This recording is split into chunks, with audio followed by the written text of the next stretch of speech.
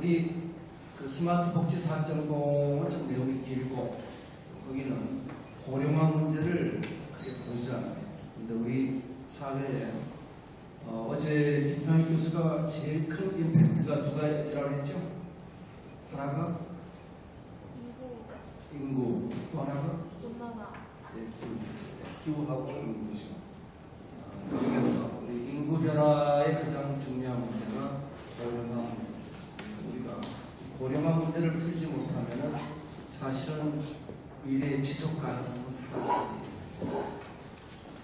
그러면 우선 복지와 고령화 문제를 얘기하죠. 우선 복지부터 먼저 보도록 하겠습니다. 복지를 간단히 보고 복지 처음에 이제 우리가 복지가 나온 거 보면은 빈민구제로부터 출발합니다. 빈민을 구제하자. 당연한 얘기죠. 빈민을 구제해야지. 누구나 인간다운 삶을 살아야지. 자, 그러다가 산업혁명이 진전되고 나서 보니까 이게 보면은 노동력 불평등이 너무 커졌어요. 그래서 이제 노동 불평등 해소로 간다. 자, 이 단계에서 보면은 영국과 독일은 각각 다른 입장에서 접근하죠. 영국은 중앙 집권적으로 독일은 사회보험, 그래서 이 두 가지가 다른 접근을 하면서 1940년도에 이제 역사적인 보고서가 나옵니다. 그 보고서 이름이 비버리지 보고서예요. 여러분들 이름을 들어봤죠? 내용은 안 봤죠? 저도 안 봤어요. 자, 비버리지 보고서에 기반을 해서 영국이 뭘 하죠? 유럽에서 유럽까지. 굉장히 바람직해 보이죠? 그런데 결과 알죠? 어떻게 됐죠? 실패죠. 실패. 왜 실패했을까요? 왜 유럽에서 무덤까지의 영국의 복지 정책이 실패했을까요?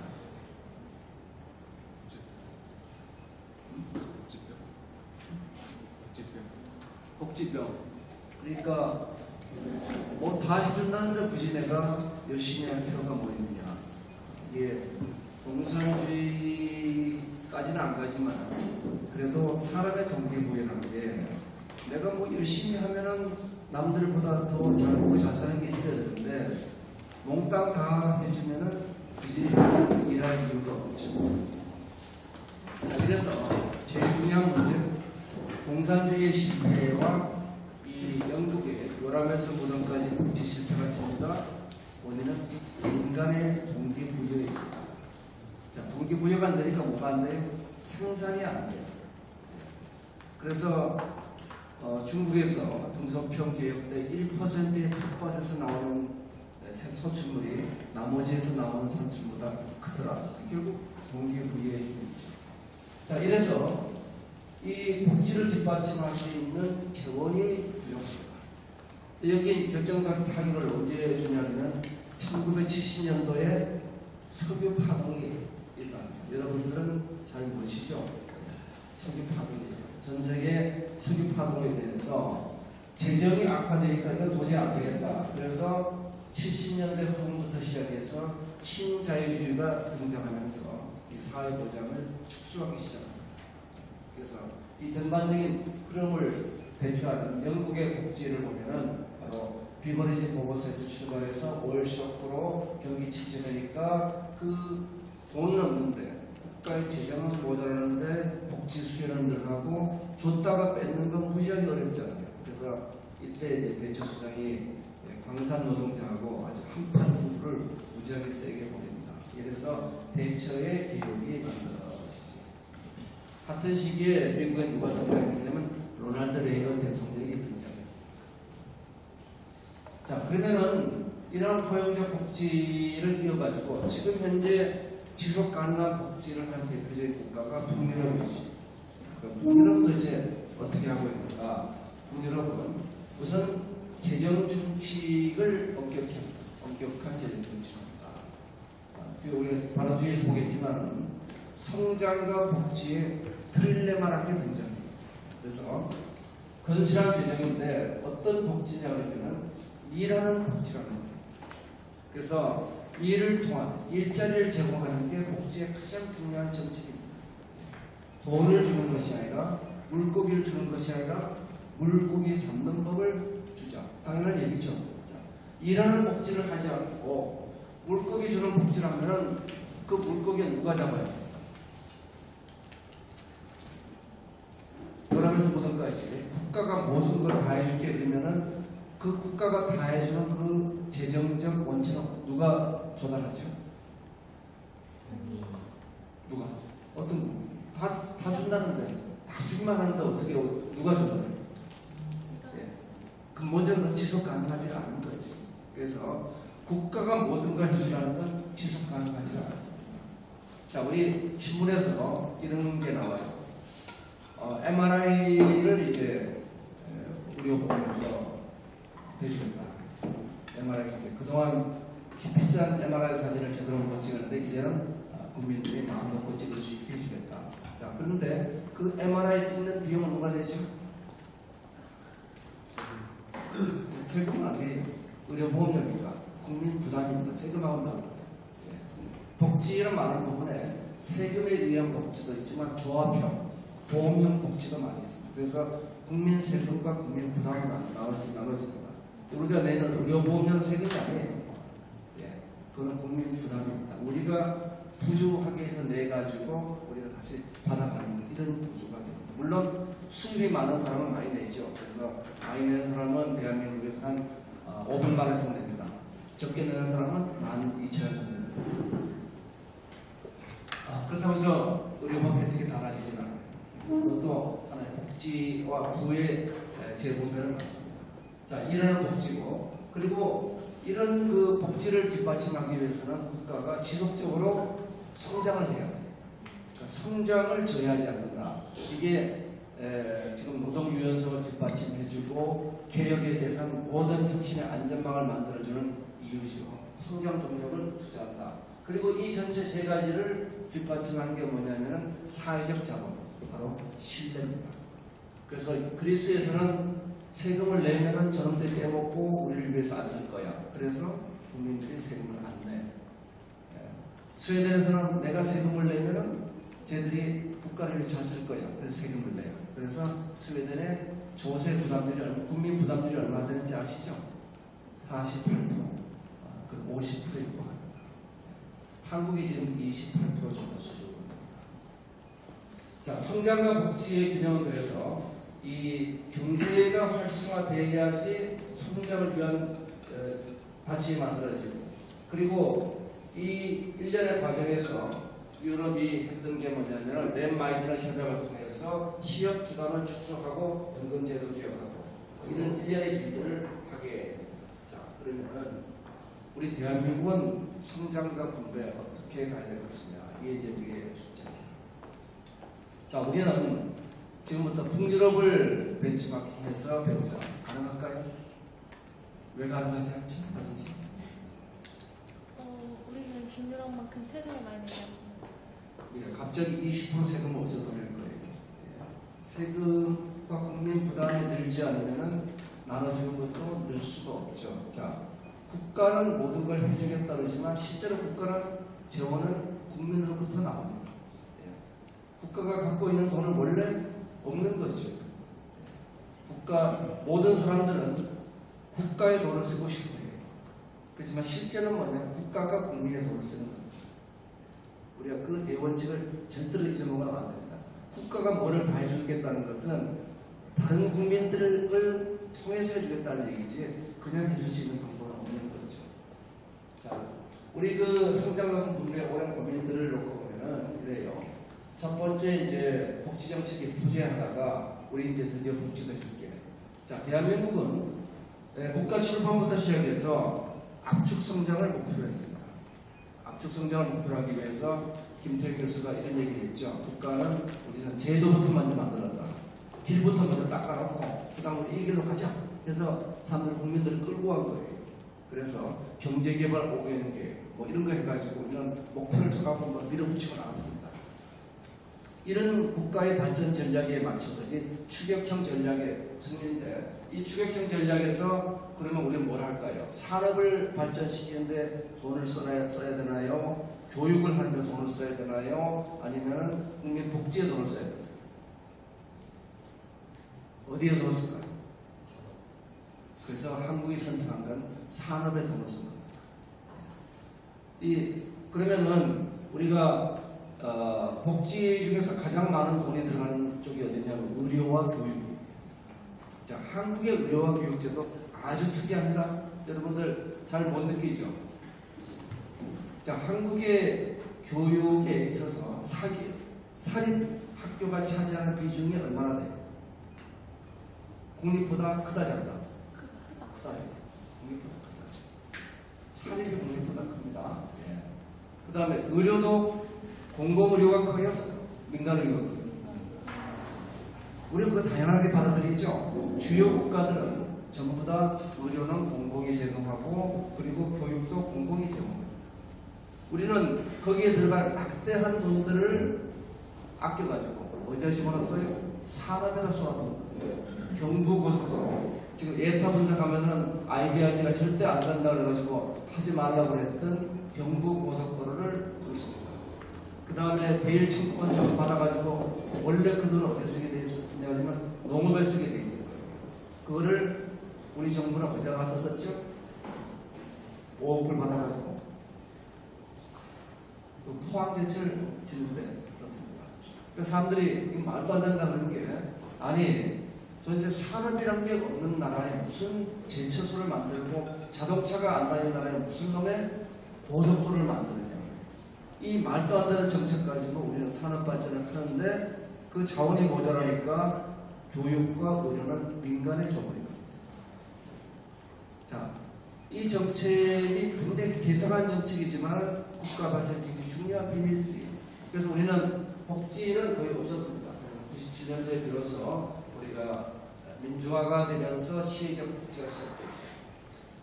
김대중 대통령 때 이제 사례보험이 만들어지고 공공부조, 그래서 생산적 복지가 등장합니다. 노무현 복지는 참여정부니까 참여복지는 하죠. 자, 다 이런 학식 붙입니다. 이명박 정부는 능동적, 보편적 복지를 하겠다. 박근혜 정부는 맞춤형 복지를 하겠다. 문재인 정부는 허용적 복지를 하겠다. 자, 그럼 지금쯤은 대한민국은 무지무지한 복지국가가 되어 있어야 되는 거예요. 현실은 어떻죠? 우리 아닌 거 다 알죠. 아닌 거 다. 그리고 많은 경우에 이런 단어들이 어뷰징 되고 있죠. 오남용 되고 있습니다. 한국의 적합 복지 모델이 뭐냐? 요 작년도 통계는 금년 통계는 여러분들 찾아보세요. 작년도에 우리 정부 예산 430조 중에서 복지 예산이 제일 큽니다. 150조, 146조가 복지 예산이에요. 대략은 여러분들 감을 잡고 있는 게 좋아요. 복지 예산이 국방 예산의 몇 배나 될 거예요?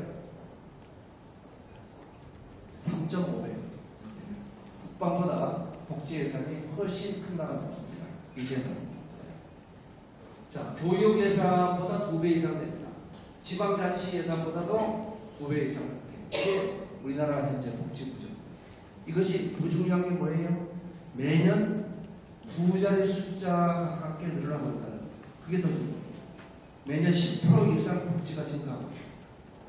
그러니까 이 복지가 앞으로 어떻게 될 거냐? 2019년도에 재정적자 33조가 예상됩니다. 금년도에 복지로 인해서. 그리고 이것이 2021년도가 되면 44조의 재정적자를 예상하고 있어요. 이 문제 우리가 어떻게 해소할 것이냐? 자, 단기간에 해소할 수 있어요. 그 재정적자는 뭐로 메우면 되죠? 부채로 메우면 되죠. 네, 국가 부채로 메우면 됩니다. 그러면 국가 부채는 누가 갚아야 되죠? 어떤 부분? 네? 그렇죠. 네. 후세들이 갚는 겁니다. 그래서 독일은 이러한 재정 정책을 펴는 데 있어서 미래 세대가 참여합니다. 그래서 일본과 독일이 2000년대 이후에 극명하게 갈라진 가장 큰 것 중에 하나가 독일은 재정 적자를 최소화시키는 정책을 갖고 일본은 재정 적자를 확대하는 정책을 합니다. 자, 우리 한국의 사회 신뢰도가 최하위권인데 거기서 더 중요한 건 뭐냐 그러면 더 중요한 것은 50 플러스 50세 이상의 신뢰도는 우리가 썩 나쁘지 않은데 29세 이하의 신뢰도가 무지하게 나쁩니다. 자, 이건 무슨 얘기냐면 29세 이하가 머리가 나빠서가 아니고 지금 옛날보다 분명히 우리 나이 드신 분들은 그래요. 우리 황대사님도 아마 이렇게 생각하실 거예요. 아니, 우리 옛날 자랄 때보다 훨씬 물질적 풍요로운데 그렇지 않아요? 훨씬 풍요롭죠? 우리는 옛날에 먹을 것도 없이 제대로 자랐습니다. 먹을 거 없다는 생각들을 안 하잖아요. 훨씬 풍요롭고 도시도 훨씬 잘 돼 있고 근데 도대체 뭐가 문제지? 그런데 옛날에는 이동하는 사다리가 있었어요. 계층 이동의 사다리가 있었어요. 지금은 계층 이동에 사다리들이 막혀 있어요. 그게 고착화 현상이라는 거죠. 자, 고착화 현상이라는 건 왜 일어나죠? 고착화라는 것은 안정적으로 사회가 안정적으로 가면서 뭐가 이 장벽을 만들어요? 누가 장벽을 만들어요? 기득권. 자, 누가 기득권이라고요? 두 개의 기득권이 있어요. 맞아요. 산업화와 민주화의 기득권입니다. 재벌과 노조입니다. 재벌과 귀족 노조. 여기서 자기들의 렌트 수익을 추구합니다. 지대 수익을 추구하기 위해서 장벽을 쌓아요. 이 장벽이 소위 청년들의 이동사단을 막아버려요. 혁신을 저해하는 거죠. 이동사단을 만들어내는 건 혁신이에요. 우리 옛날에는 먹고 살 게 없었지만 혁신이 가능했어요. 그런데 지금은 국가 혁신이 안 되니까 새로운 일자리가 안 만들어집니다. 자, 우리 세상을 보는 눈은 두 가지 눈이 있어요. 기업의 부란 것이 어디서부터 나요? 남의 돌을 뺏어온 건가요? 새로운 부를 만든 건가요? 만들었다고 보는 사람도 있어요. 그렇지만 뺏어왔다고 보는 사람도 있어요.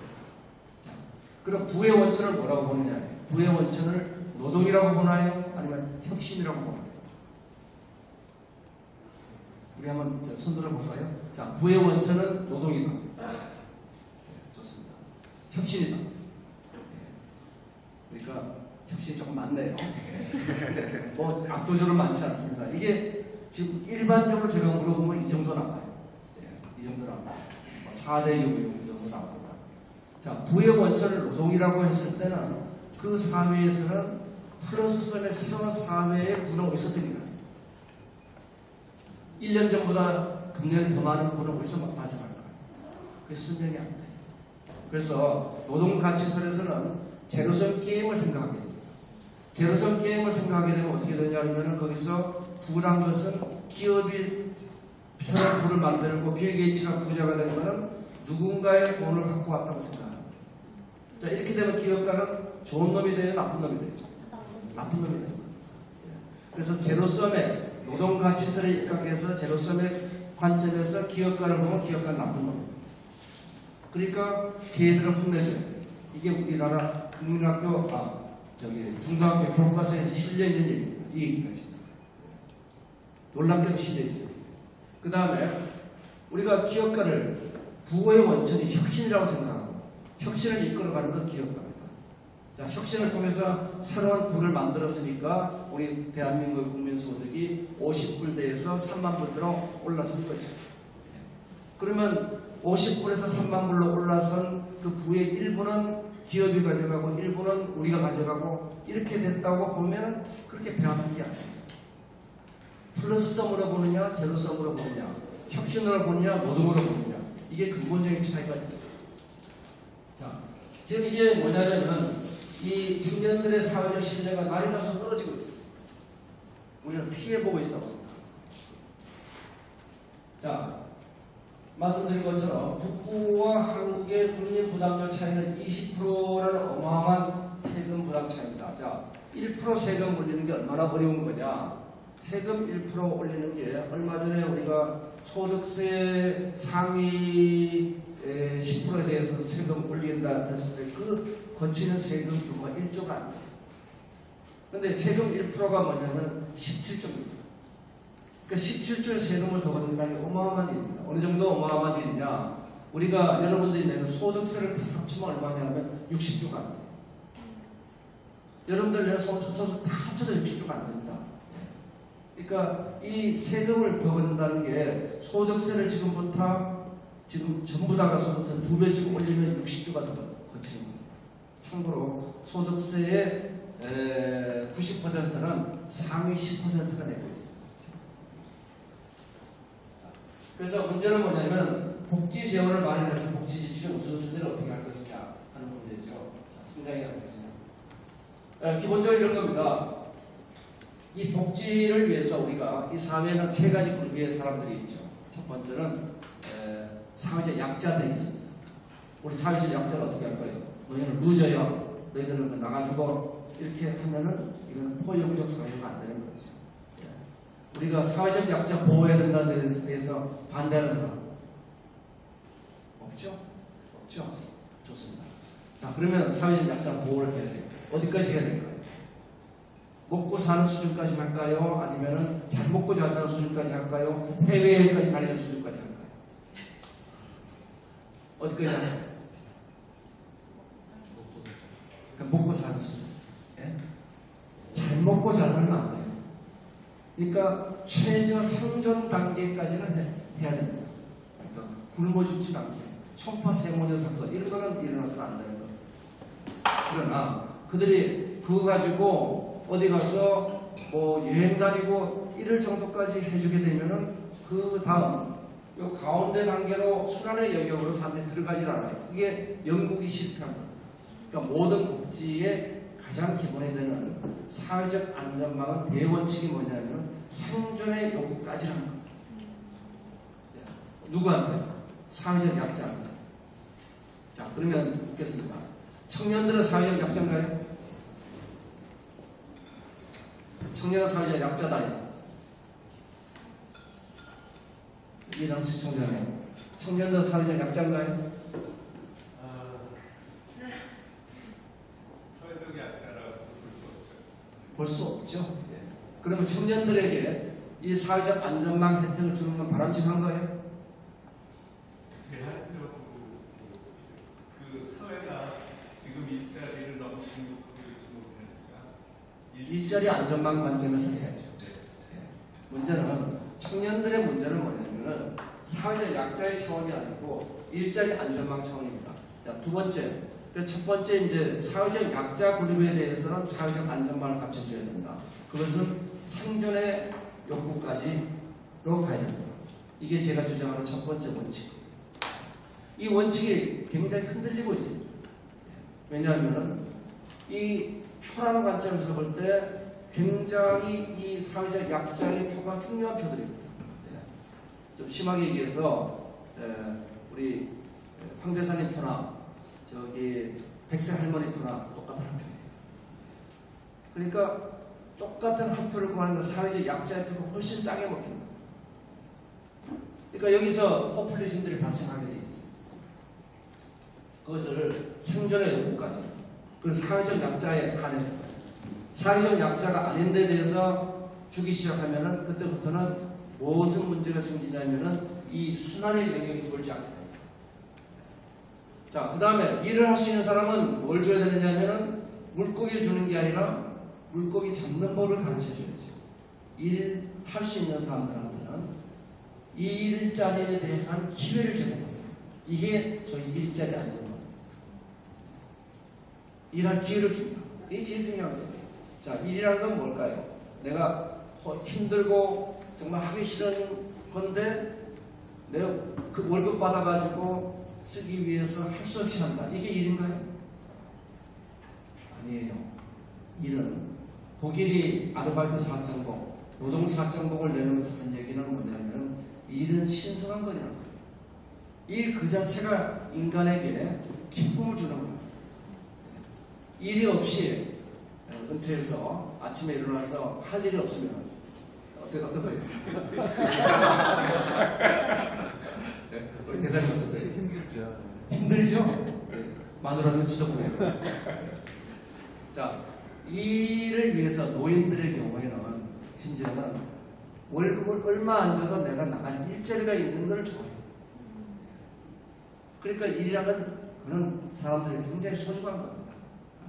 이런 부가가치를 만들고 부가가치를 순환하는 이 과정입니다. 여기 순환이에요. 그 다음에 이 맨날 같은 그것만 반복하고 있으면 안 되죠. 여기서 만들어지는 건 노동의 가치. 노동의 가치는 뭐냐면 그 사회를 유지시키는 역할을 해요. 노동에 대해서 가치를 인정 안 하는 사회가 추락하기 시작합니다. 대신에 이 성장은 뭐냐면 기업가 일, 새로운 혁신을 통한 성장. 지난 250년간 연구를 해봤어요. 전 세계 성장, 그러니까 그레이트 다이버전스라는 게 산업혁명 이전까지는 거의 전 세계 GDP가 성장 안 하다가 산업혁명 이후에 이렇게 지수적으로 성장합니다. 자, 이 그레이트 다이버전스를 이끌어내는 거의 대부분 94%가 혁신입니다. 기업가의 혁신이 94%가 성장의 통합 부를 만들어냅니다. 그래서 이 혁신 성장, 혁신의 영역에 우리가 생기는 일자리의 파괴가 개인의 삶을 이어가는 것을 우리가 일자리 안전망으로 받쳐주고 하는 일련의 시스템들이 필요한 건데 이거를 단기적으로 해소하는 방법이 있어요. 자, 우리가 대공황이 생겼습니다. 어마어마하게 물건을 만드는데 소비는 없어. 그러니까 거기다가 어떻게 해요? 소비를 유효수요를 만들기 위해서 케인지안에 의해서 우리가 처방합니다. 뭘 집어넣어요? 재정을 투입하죠. 재정을 투입해요. 재정을 투입해서 이거를 순환시킵니다. 이거는 펌프에서 물이 안 올라와도 물을 대주는 건데 지속적인 재정 투입은 불가능한 거죠. 그래서 이 세 가지를 동시에 만족시킬 수 없다는 게 틸레마라는 겁니다. 이것은과 레니라는 사람이 여기에 대해서 이론적으로 정립해 놓은 게 이 세 가지를 동시에 만족시키는 해법은 없다는 것이 결론입니다. 결론 너무 당연한 결론이죠. 그래서 저희 캐슬에서 내놓은 이 성장과 복지에 선도할 만한 포용적 국가의 대안이 바로 이 그림이죠. 굉장히 중요한 그림입니다. 다시 한번 정리해 볼까요? 이 사회는 세 개의 계층이 있다는 거죠. 뭐죠? 사회적 약자의 계층입니다. 그 다음에 이 사회적 약자를 뒷받침하기 위해서 누군가가 새로운 사회 혁신의 계층이 있어야 됩니다. 그래서 사회 혁신 계층의 사회 약자 계층을 보완해주고 그 다음에 이 사회를 유지하는 계층은 지속적으로 일을 통해 가지고 이 사회를 유지해 나가야 된다. 이런 그림들이에요. 요 퍼센티지가 양쪽이 적고 가운데가 많은 구조가 되어 있는 거죠. 그래서 세계를 이끌어가기 위해서 혁신을 이끌어가는 건 혁신의 안전망, 그 다음에 복지를 이끌어가는 건 사회 안전망, 일자리를 이끌어가는 건 일자리 안전망. 요 세 개의 안전망을 만드는 게 중요한데 이 안전망을 통해서 성장과 복지를 선순환 정책이 대한민국의 그랜드 디자인이 전혀 없습니다. 전혀 없습니다. 제가 일자리위원회 위원장님하고 얘기하고 하는 분들하고 얘기하는데 전혀 이건 없습니다. 왜 없느냐? 자, 왜 없다고 생각하세요? 저희가 설득력이 없어서 그분들 다 뭐 S대, 스카이대 나오고 그런 분들인데 뭐 제 얘기를 못 알아들을까요? 알아들어요. 근데 왜 안 할까요?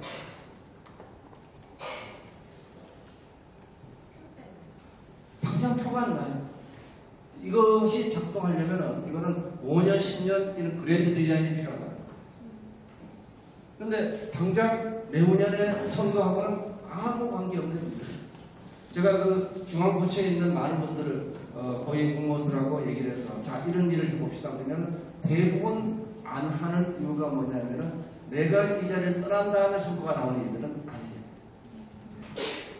자 우리가 이런 문제들을 우리가 평가하는 시스템들을 갖춰야 되기 때문에 우리 뭐가 필요하냐면은 국민들이 이런 문제를 매니페스토처럼 알고 평가하고 이런 것들이 필요하다는 겁니다.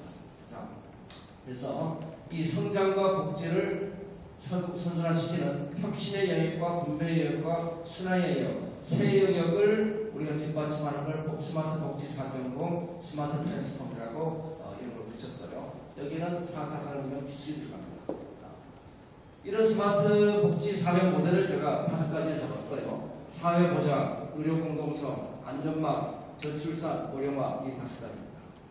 자, 이 5가지에 대해서 제일 중요한 건 뭐냐면 지금까지 사회보장 따로 해왔어요. 의료공공성 해왔습니다. 저출산, 고령화 잘 안 되지만 해왔어요. 제일 중요한 건 이 사회안전망 부분이 약한 겁니다. 자, 그래서 이 사회안전망을 어떻게 만들 거냐. 그래서 오프라인 사회에서 데이터를 만들고 정보화를 모아서 기능화하고 스마트화시키면은 이런 5가지 문제가 해결되는 구조를 만들자. 그래서 여기서부터 이런 기술들이 들어가고 자세히 하게 알려주지 마시고 각 단계마다 데이터를 수집한다.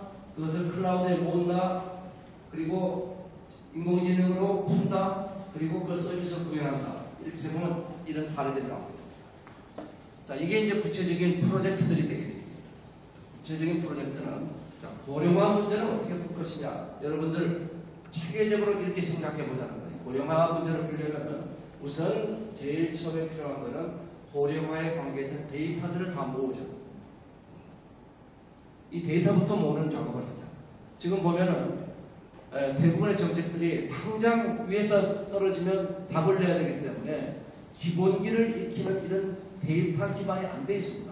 찾아보면 정말 없어요. 우리 연구원들이 많은 데이터를 찾으려고 하면 실제 데이터가 없습니다. 김태균 교수도 얘기했지만 없어요.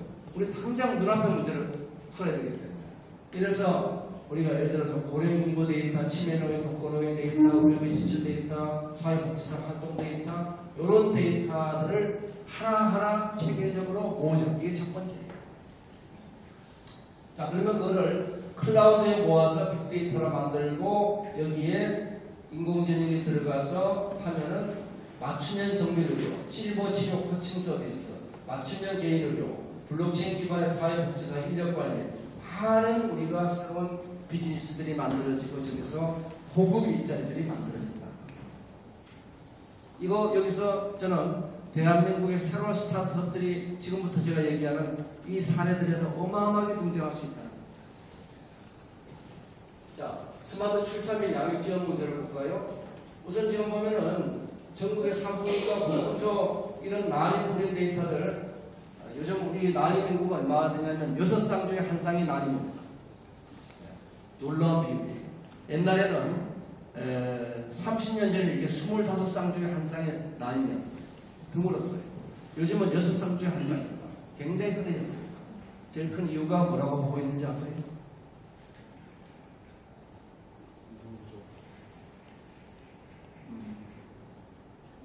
통신 문제라고 보고 있어요. 스마트폰 문제라고 보고 있어요. 자, 하여튼 데이터화를 통해서 정보화를 해서 데이터를 다 모아요. 다 모아놓고 뿔뿔이 흩어진 데이터를 모아서 인공지능이 분석하면은 뭐가 만들어지냐? 난임 불임의 유전자 빅데이터 서비스 플랫폼, 경력 단절 여성 가상 커뮤니티, 산부인과 치료 코칭 서비스, 스마트 보육 및 연구경과 맞춤 교육 이런 서비스들이 만들어진다는 거예요. 이거 전부 다 어마어마한 사업들이에요. 여러분들이 다 도전할 수 있는 사업들. 자, 맞춤형 사회보장 사업, 뭐 사회보장에 관한 얘기들을 데이터를 다 모아서 요령은 정가도. 그러면 맞춤형 사회보장, 요양보호사, 사회복지사들 무지하게 힘들어요. 그 사람들 근무 환경을 훨씬 편하게 해줄 수 있습니다. 복지산다 통합 뭐 이런 것도 다 할 수 있는 거죠. 헬스케어 마찬가지. 그 다음 스마트 안전망, 복지행정 서비스 이런 일련의 얘기들이 다 뭐로 가능해지냐면 3대 기술, 인공지능과 플랫폼과 블록체인 가지고 가능해집니다. 자, 중요한 건 뭐냐? 이제는 복지를 스마트화하게 해야 된다. 과거에 우리가 복지 서비스를 하는 방식 가지고는 늘어나는 복지 수요를 감당하려면 국민 부담이 기하급수로 올라갑니다. 이 기하급수로 올라가는 국민 부담을 줄이려면 스마트한 서비스를 할 수밖에 없어요. 단체 대표적인 예로 인공지능 원격 서비스 얘기를 한번 해봅시다. 내가 2000년도에 세계 최초로 US케어라는 말을 만들었어요. 그래서 세계 최초 강력폰을 만들었습니다. 그 당시에 2000년에 메디슨이 이제 전 세계 일반 의료 시장에서 어느 정도 위치를 차지하고 이제 우리가 G나 시멘스를 때려잡으려면 어떻게 해야 될 거냐. 이 정상적인 방법으로는 더 이상 한계가 있다. 그래서 제가 새로운 영역에서 때려잡죠. 그게 이제 원격 의료에서 때려잡죠. 원격 의료 그 당시에 저기 특허 나온 거의 70%가 우리가 낸 특허. 그 당시에 나온 특허. 강력폰을 만들면서 제가 쭉 계산해보니까 저희 설명 한번 했죠. 3조의 국가 비용이 줄어듭니다. 3조의 국가 비용. 그런데 우리가 이 원격 당뇨 혈당 서비스를 우리가 못하는 이유는 바로 이해관계 집단들이 결사 반대하니까 못하는 거예요. 국민들은 몰라요. 그리고 호도합니다. 그거 하면은 뭐 의료 비용이 천정부정 치솟는데 전혀 사실이 아니에요. 자, 결론이 이런 겁니다. 지금 1년에 지금 대한민국의 의료 비용이 얼마씩 증가하고 있느냐? 9%씩 증가해요. 우리 한국은 의료 비용이 싼 나라가 아닙니다. 이제 5년 전에는 우리가 의료 비용이 싼 나라였어요. 지금 싼 나라 아닙니다. 왜 9%씩 증가하느냐? 9%씩 증가하는 제일 큰 이유가 뭐냐면 노령 의료비의 증가. 노령 의료비가 1년에 30%씩 증가해요. 노령 의료비가 1년에 30%씩 증가하니까 전체 의료비가 9%가 증가해요. 이 의료비 증가 속도를 우리가 감당할 수 있냐? 감당할 수가 없는 겁니다. 그러면 이걸 감당해내려면 뭐가 되느냐? 스마트 헬스케어가 없이는 이건 안 되게 돼 있어요. 거기에 대한 보고서 쓴 게 우리 신주인 팀장이 쓴 보고서가 있습니다. 이따가 아마 제가 파일 하나 올려드릴게요. 고령화 문제를 보도록 하겠습니다. 온난화보다 심각한 글로벌 이슈. 고령화하는 사람들이 이렇게 얘기합니다. 근데 온난화하는 사람은 뭐라고 얘기해요? 온난화가 제일 심각해요. 둘 다 심각합니다. 그런데 우리 정치권은 온난화 고령화 심각해요? 온난화는 안 심각해요. 미세먼지는 심각해요. 눈앞에 있습니다. 고령화는 심각합니다. 이제 고령화 국가입니다. 우리 고령화 국가. 자, 우리 고령화가 어떤 거냐? 대한민국은 뭐든지 빨리 해요. 뭐든지 빨리 하니까. 프랑스가 155년 걸린 고령화, 초고령화를 우리는 불과 26년 만에 이룩합니다. 놀라운 나라입니다. 우리는 뭐든지 압축 성장합니다. 압축 성장하다 보니까 이러한 고령화 문제에 들어가요.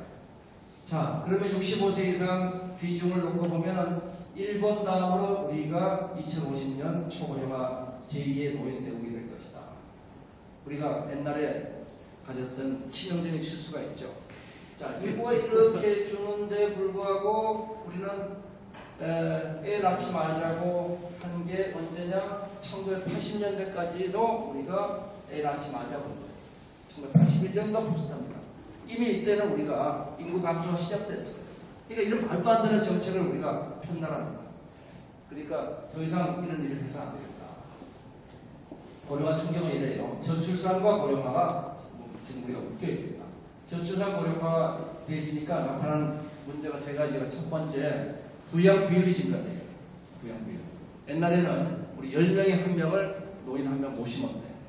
네. 이제 미래는 어떻게 돼요? 1명에 1명을 모시고. 네. 1명에 1명. 또 어마어마한 일입니다. 그 다음에 소비 절벽 안 써요. 노인 빈곤 증가. 이래서 얼마나 GDP가 하락하느냐? 고령 인구가 1% 증가하는데 GDP는 0.04% 하락한다는 거예요. 우리 대한민국이 지금 GDP 대비 65세, 저도 65세 이상 들어갔으니까 지하철 공짜입니다. 근데 이 인구가 1% 증가할 때 GDP는 0.64% 감소한다. 속도는 빠르게 질은 나쁘게 이게 한국이에요. 고령화 충격. 자, 부양비를 볼까요?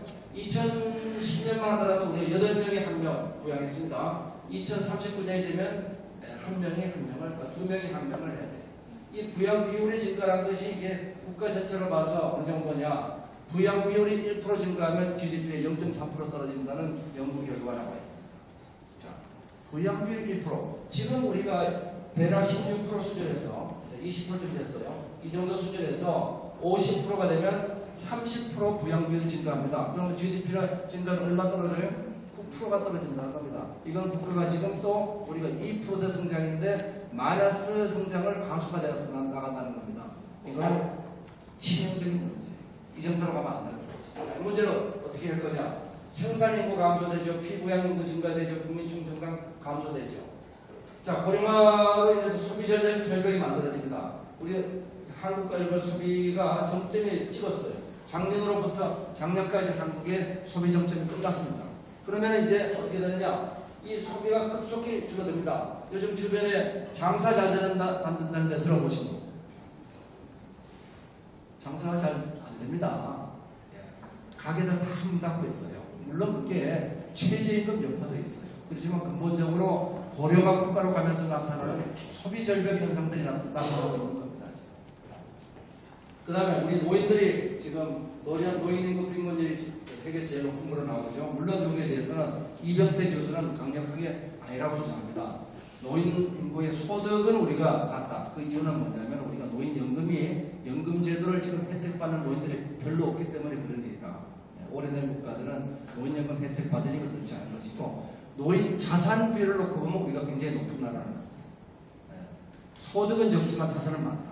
이게 이병태 교수의 주장입니다. 하여튼 요 통계는 그대로 믿지 마시고 자 고령화 원인 진단. 자 원인 진단에 대해서 이제 해야지 처방이 나오죠. 고령화의 원인 진단과 처방을 해보겠습니다. 제가 복지에 대해서는 이걸 4차 산업혁명에 의해서 우리가 처방하지 않은 거고 고령화에 대해서는 최저출산 수명의 연장 이 두 가지 문제가 있습니다. 오래 살고 저출산 되니까 나라는 고령화되는 거죠. 애 안 낳고 오래 사니까. 이래서 문제가 있다. 그런데 이 두 가지 문제는 우리만의 문제인가요? 아니에요. 전 세계적인 문제입니다. 전 세계적인 문제는 전 세계적인 답이 있어요. 우리만 고민하는 문제는 아니지. 그런데 우리가 특별히 고민하는 문제가 있습니다. 그게 뭐죠? 요거예요. 베이비 부모 세대 은퇴. 그래서 이게 한국의 특이사항입니다. 여기에 대해서 우리 저 뒤에 있는 우리 김혜지 연구원이 아주 날카로운 비판들을 하고 연구 보고서 쓴 걸 제가 소개를 드릴게요. 자, 그러니까 저는 아바타입니다. 아바타고 실제로 이 연구를 한 거는 우리 김혜지 연구원입니다. 자, 우리 세계 최저 출산 이게 이제 13년 통계인데 작년에 한 명 위로 내려갔죠. 자, 결혼 안 하고 아예 안 낳아요. 그건 다 아시죠? 그 다음에 고령화인데 이 고령화 문제도 수명은 늘어났어요. 근데 늘어난 수명의 대부분이 불건강 수명들입니다. 그래서 남자는 12년, 여자는 17년을 골골 20년. 그래서 골골 12년, 골골 17년이 됩니다. 이거죠. 자, 그래서 이 두 가지 문제에 이어서 베이비 부모의 은퇴가 지금 한국의 제일 큰 문제인데, 자, 베이비 부모의 은퇴 문제는 뭐냐? 이런 겁니다. 지금 1차 베이비 붐 세대와 2차 베이비 붐 세대가 있습니다. 저기 이남식 총장님이 대표적인 1차 베이비 붐 세대 분이죠. 그래서 이 1차, 2차 베이비 붐 세대가 전체 인구의 4분의 1. 이 4분의 1이 어떻게 되느냐? 분모에서 분자로 바뀌는 거예요. 이게 중요한 겁니다. 분모에서 지금 우리가 노인 인구를 부양하는데 8명이 1명 부양하다가 어떻게 되냐? 이 2명이 위로 올라가 버리는 겁니다. 4분의 1. 그래서 5명이 3명 부양하는 꼴로 바뀌어버리는 겁니다.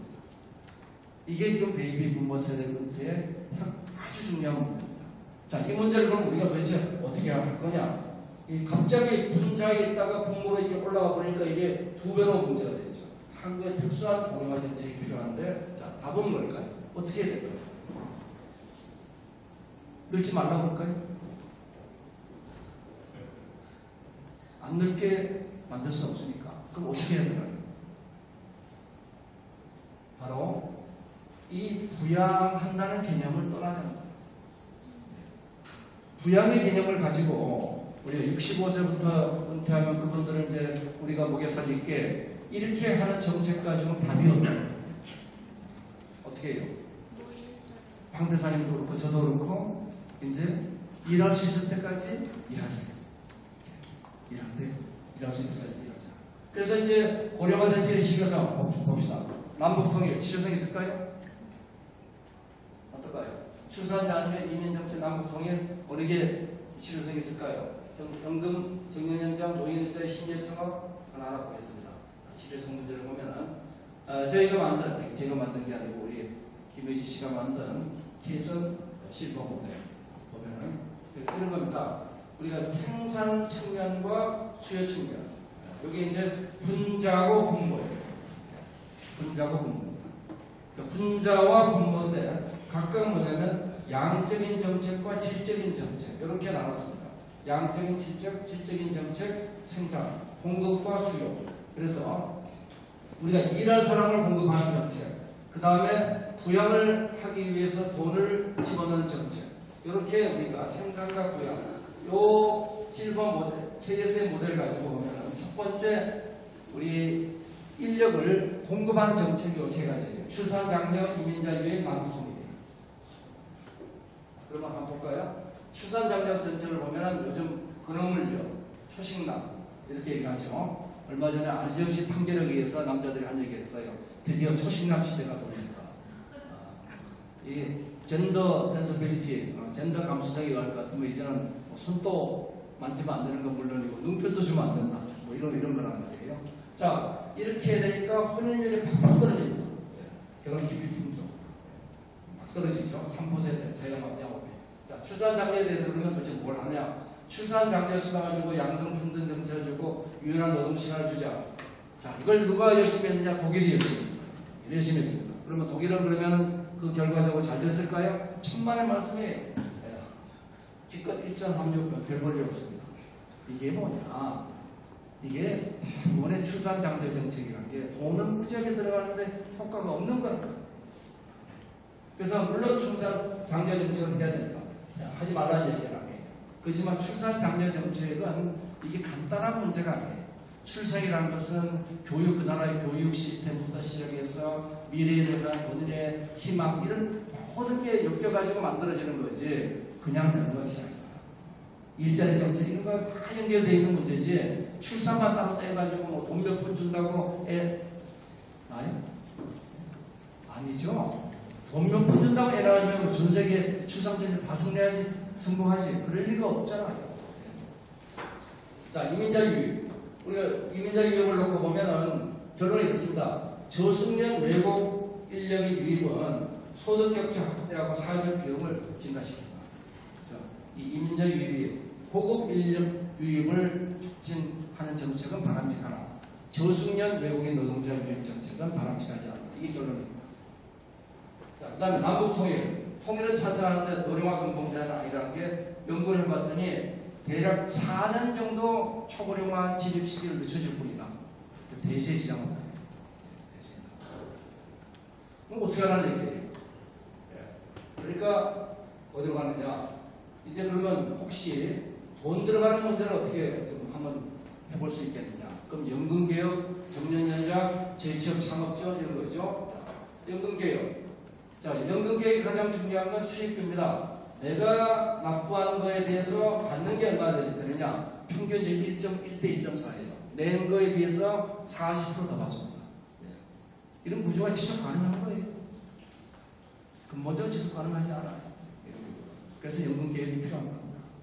연금이 지속하려면 연금개혁이 후세대가 부담하게 되어 있는 건데 결국은 이걸 다 타먹고 나서 매년 내는 걸 그럼 우리가 다시 모아서 내자. 이런 정책으로 바뀌는 건 큰 패러다임 변화입니다. 지금 연금이란 건 내가 납부한 걸 내가 다 간다는 그런 개념인데 그게 아니라 내중에 연금이 필요한 만큼 사회에서 걷어내자 그러면 완전히 다른 개념입니다. 자, 그러면 방법은 뭐냐?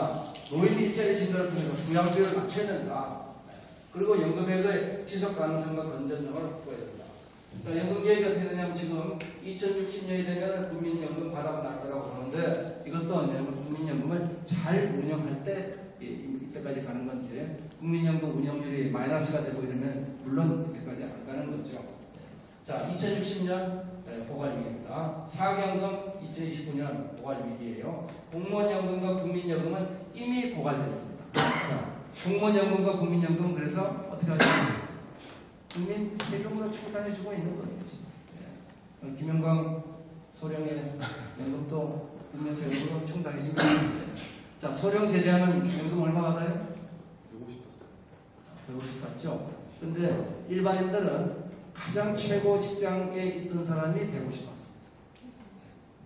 그러니까 근본적 차이가 있어요. 자, 그러면 해외여행 가장 많이 가시는 분이 부부 교사들이죠. 정년연장은 또 뭐냐? 기본적으로 이제 우리 김태규 교수님 한 얘기 이거예요. 자녀 양육비와 노후 생활비를 평생 수입에 가지고 요만큼은 내가 쓰고 나서 요걸 가지고 요 양쪽에 쓰고 여기 사회에 잉여 만드는 게 이게 우리가 일하는 거다. 뭐 일단 그렇게 하죠. 자, 정년 연장한다는 건 무슨 뜻이냐? 정년 연장한다는 것은 요만큼 정년 일자리가 늘어나는 거예요. 대신에 사회 잉여에서 여기가 요만큼 생산성이 떨어지니까 이건 임금 착감한다. 그러면 이거 좋은 거 아니냐? 그런데 이게 그냥 좋은 게 아니죠. 이게 정년 연장이 되면서 생기는 현상이 뭐죠? 청년 일자리가 줄어드는 겁니다. 청년 일자리가 그래서 청년과 노년이 사실 일자리를 두고 경쟁을 하고 있는 거죠. 그래서 평생 이 정년 연장이라는 것이 과연 가능하냐? 한국은 어떻게 되어 있냐면 독일, 스웨덴은 생산성에 비례한 임금 체계로 되어 있어요. 한국은 연봉 비례로 되어 있어요. 생산성 이렇게 변하는데 우리는 임금이 이렇게 올라가요. 자, 그러면 기업은 어떻게 할까요? 요 생산성보다 임금이 올라간 사람을 좋아할까요? 안 좋아하죠? 그래서 빨리 내보낼 겁니다. 평균 52세. 우리가 지금 정년하고 관계없이 정년 이전에 거의 다 쫓겨납니다. 실제로 쫓겨나요. 자, 독일, 스웨덴 요거 생산성에 비례하니까 안 쫓아내도 되는 거죠. 그래서 1.1인데 우리는 1대 3.1입니다. 3배만 가는 거죠. 자, 제취업. 그럼 제취업 되느냐? 제취업을 놓고 보면은 자영업 27%, 상업시 28%, 뭐 대략 한 4분의 1대 있어요. 자영업, 상용직, 일용직. 그러니까 이 사람들의 제취업 희망은 뭐냐면 내가 일하던 직접, 증권 하던 사람과는 증권 관련된 입장에서 일하고 싶은데 나오는 일자리는 뭐냐? 아파트 경비원. 요즘 그것도 없죠. 네. 그래서 노인 빈곤 유발, 심리적 괴리감, 육체적 고통, 어려운 재취업, 비숙련 직업 뭐 이런 것들이 이제 문제가 되어 있습니다. 자, 최적화 우리의 창업이 얼마나 많은 나라냐? 우리가 전 세계 후진국, 개발도상국, 선진국인데 대한민국의 노인 창업이 단연 세계 최고입니다. 반면에 단연 우리가 적은 게 어딘지 아세요?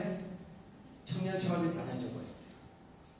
청년 부분이 적고, 노인이 많습니다.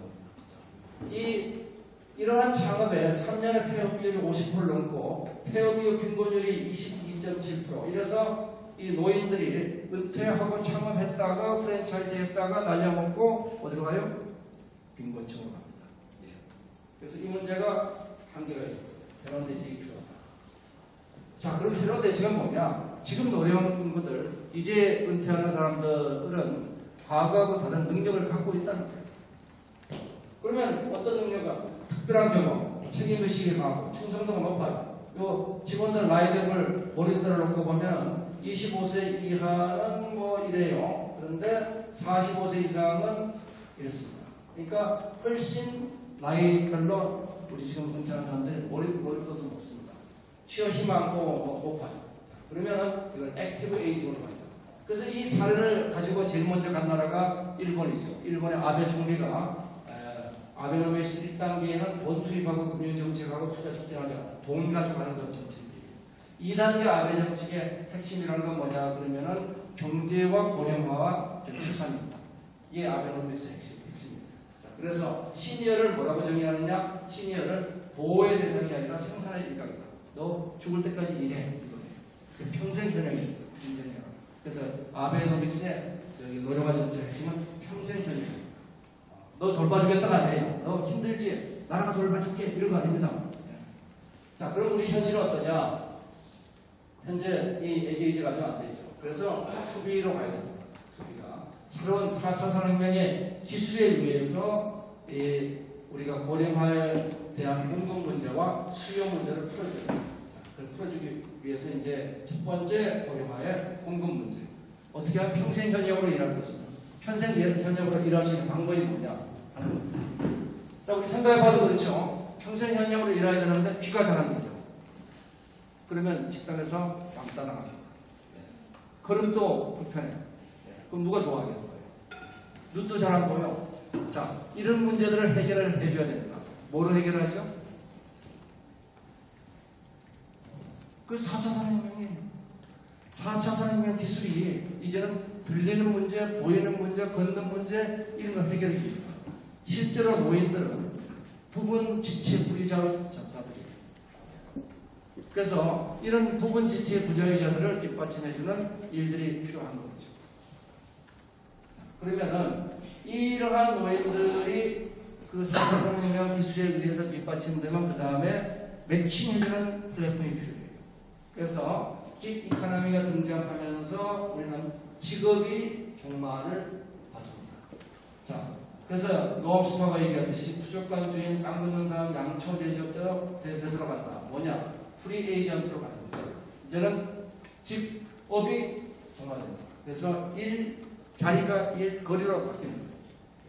잡이 태스크로 바뀝니다. 그래서 그러면 좌배 디스크로 바뀌면서 또 연결하는 플랫폼. 내가 한 군데 매여 있진 않지만 언제든지 내가 연결될 수 있으면 내가 항상 연결된 일을 갖고 있는 것과 똑같죠. 이런 것들을 만들어내자는 게 전 세계적으로 수많은 이 플랫폼들이 등장하고 있습니다. 자, 이런 일자리에 있어서 일본의 클라우드웍스는 프로젝트형, 경보형, 디스크형 이런 것들을 가지고 있죠. 자, 그러면 한국에서도 우리가 해야 될 건 뭐냐? 이 실버 세대와 기업 조직, 소비자 집단 사이에 연결 구조를 만들고 부가가치의 창출과 분배의 선순환 고리를 만들어줘야 돼요. 당신들이 와서, 노인들이 와서 써보니까 월급은 3분의 2만 주면 되는데 일은 4분의 3 정도 해. 그러면 기업 입장에서 본다면 안 쓸 이유가 없는 거예요. 대신에 노인들 교육도 시켜야 됩니다. 대부분 노인들은 가서 꼰대 짓을 해요. 그래서 젊은 친구들 보고 야단치고 가르치고 그러면 이제 왕따 당하기 시작하는 거예요. 신부사장님 그런 거 조심하셔야 돼요. 자, 그래서 저도 마찬가지입니다. 그래서 이런 플랫폼을 만들었죠. 그래서 이 플랫폼을 통해서 시니어 창직과 이런 창조 기업들이 연결된다는 거죠. 시니어 경험과 네트워크. 지금 우리가 은퇴하는 소위 베이비붐 세대는 과거의 우리 노인들하고 다른 세대입니다. 자, 지금 저희 동기들 배울 거 다 배웠어. 저희 동기들이 이제 금년에 대학에서 다 이제 쫓겨납니다. 다 명예교수가 돼요. 65세가 넘었으니까. 그러면 얘들이 전부 다 이제 부화직을 하고 있는 거예요. 그런데 얘들 그 많이 보면은 굉장한 지식을 갖고 있는 친구들입니다. 갖고 있는 지식이 보통이 아니야. 거기다가 영어도 잘하지, 뭐 아직 책도 좋지. 이런 사람을 우리가 활용 못한다면 이게 얼마나 국가적 낭비예요. 이 사람들은 활용할 수 있는 시스템을 갖추면 서로 좋은 거죠. 자, 이걸 어떻게 활용할 것이냐. 그래서 이 판이 뭐냐면 시니어 프리랜서입니다. 개인은 의미 있는 삶, 내가 의미 있는 삶으로 고찰이었고, 내가 하는 거 가지고 직무를 중심으로, 그다음에 사회적으로는 사회 관계를 만들고, 국가적으로 노동 인력이 확보되고, 사회보장 제도의 재정 문제가 줄어들고, 잠재 성장률이 증가됩니다. 자, 그럼 이런 걸 한 게 사례가 있느냐? 시니어의 핀란드 브릿지가 이런 사례입니다. 그 다음에 중국의 경우는 사내벤처, 퇴직하려는 사람, 퇴직자들을 사내벤처 조직원으로 만들어서 샤오웨이라는 회사를 만들었어요. 그래서 이 퇴직하려는 퇴직자들을 대상으로 사내벤처 만들어서 니들 하고 싶은 거 해가지고 나가 그랬더니 이걸 통해서 만들어지는 수익이 막 생기는 거예요. 자, 그러니까 이 시니어 사내 창업과 육성 사내 기업가 플랫폼이라는 게 이게 핀란드 브릿지를 벤치마킹해서 우리가 사내 창업 시니어 퇴직하는 사람들 대상으로 이런 일을 해보는 건 굉장히 의미가 있겠구나. 여러분들 잘 한번 만들어 보세요. 자, 그러면 이제 그 다음에 창업을 하는데 우리 인턴이라는 영화 본 것처럼 청년과 시니어는 경륜과 신체 능력이라는 장단점이 있죠. 기술 전문가와 시장 전문가입니다. 시니어들은 일단 사회상이 어떻게 되는지 좀 알아요. 시장을 압니다. 기술은 새로운 기술 좀 잘 몰라요. 새로운 기술, 옛날 기술 아시죠? 그래서 이 두 가지를 합치면 창업의 성공 요소가 만들어집니다. 그래서 시니어 유무장을 활용하는 이런 공동 창업을 시킵니다. 그래서 이건 지금 실제로 정책 채택돼서 하고 있는 중입니다. 자, 그 다음에 이 경험을 활용하는 게 여기 네덜란드의 톰이라든지 미국의 스파 프로그램 같은 게 있는 거예요. 자, 구글도 말하자면 레리 페이지하고 세르게이 브린에다가 레리 슈미트가 합쳐져서 시너지가 만들어졌죠. 자, 그렇게 공동 창업의 또 중간 방식이 뭐냐면 제가 크라우드 펀딩이라고 합니다. 크라우드 펀딩을 통해서 내가 시니어들이 이제 은퇴를 했어요. 그럼 퇴직금 한 2억 받았어. 2억 받은 거 가지고 그냥 집에서 놀려니 그렇고, 야, 그럼 치킨집 해볼까? 그럼 어떻게 되죠? 3년 내 50% 이상 나가죠. 그러니까 치킨집 하기도 있고. 그러면 뭘 할까? 집에서 놀까? 그럼 마누라 눈치 보이고. 이럴 때 제가 하라는 게 뭐냐면 500만 원씩 10군데 투자를 하는 거예요. 누구? 스타트업들한테. 그럼 스타트업한테 500만 원씩 10군데 투자해가지고 일주일에 너무 자주 가면 그러니까 일주일에 한 번씩만 가라 이거예요. 한 달에 한 번씩. 그러면은 10군데니까 한 달에 2번 정도 가게 될 겁니다. 자, 그러면은 그들한테 도움이 될 수 있는 일을 할 수 있고 그 중에서 서로 꿍짝이 맞을 수 있습니다. 궁합이 맞으면 거기서 공동체학과로 들어갈 수도 있는 거다. 그래서 이 공간을 위해서 룸쉐어링 같은 게 이제 등장하죠. 룸쉐어링. 자, 인생 인모작으로 대학 위기도 극복하고 베이비 부모 세대를 익숙하고 이렇게 일합니다. 마지막으로 고령화와 디지털 헬스케어 문제를 보겠습니다.